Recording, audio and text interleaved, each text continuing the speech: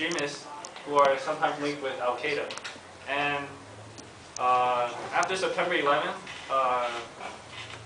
Daniel Pearl, a journalist, was abducted and murdered by these people. And in June 2002, there was a car bombing of the U.S. consulate in Karachi, and that killed 12 Pakistanis. And yeah. Okay, I wanted to say that if we don't do anything now, when are we going to do it? When another Mumbai attack occurs? When another 9/11 occurs?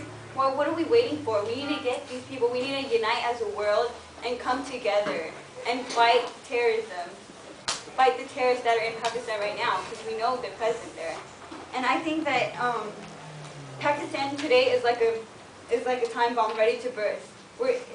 It just needs a little bit more time to be more powerful and just fight off the world. So we need to eradicate that, and the people that will survive and still become terrorists will still harbor feelings against India, the United States, and will still continue to build up this. But if we try to weaken them starting now instead of doing it later on when they become even more stronger and it will be harder to weaken them, we will be able to get us out of the situation that we are in today, facing that if we should enter Pakistan. Osama bin Laden is still on the loose.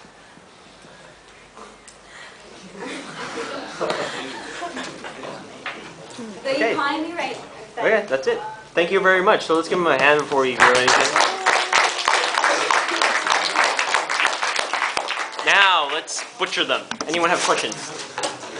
Anyone wants to. Anyone, it doesn't matter. We don't throw stones at you. Yell, say why did you Comments? say this? Anybody have comments? Questions that things that you guys would understand. Yeah, anything. Wow. Yes. After. Oh. You said at the very beginning that you think we should give money to the ISI. No, I did not say that we should give money to the ISI. I said we should give money to the civilian government to dismantle the ISI and put it into civilian control.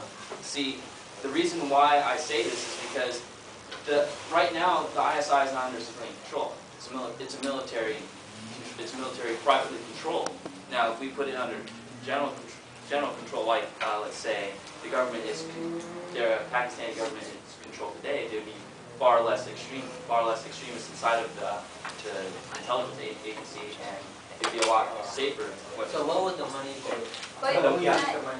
The money, I'm not exactly 100% sure on the details of how the money is going to be used, but I'm quite certain it has to do with the money going to be funding other programs that will, I guess, eliminate some of the people in the ISI, like to get rid of their power. I'm not sure. Do you have any? No, I'm just. I was going to ask the same question as Chris. The civilian government has very little power compared to the military. Yes. So it's.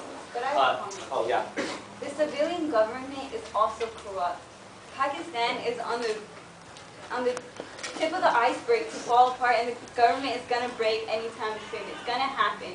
And everything corrupt is over there right now. So if you hand the money to the civilians, they're not going to use it for the purposes it needs to be used for.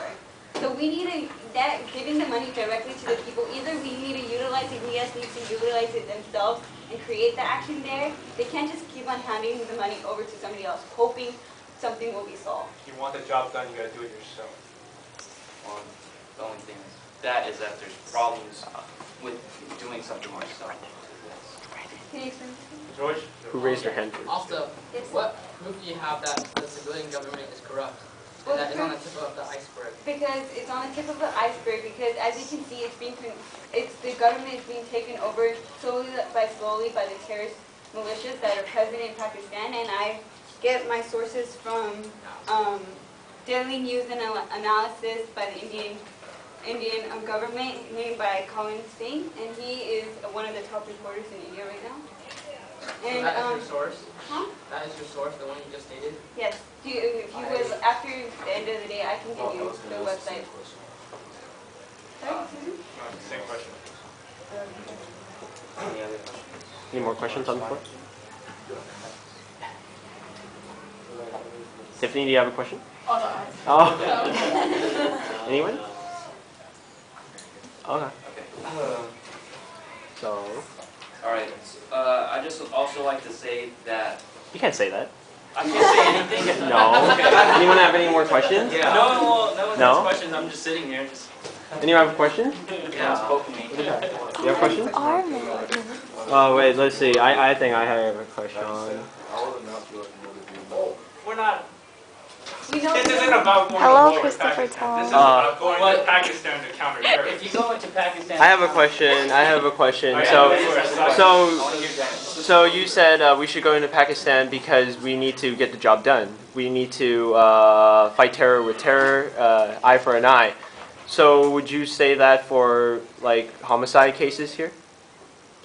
Don't we have like a capital punishment? Is it right? Is it justified in every single time? well, that's everybody's opinion. Not every single person on death row is guilty. How do you know Pakistan is guilty? Do you have any proof We that, do, like, exactly that is it affiliated with Pakistan? It is affiliated. Atrocious.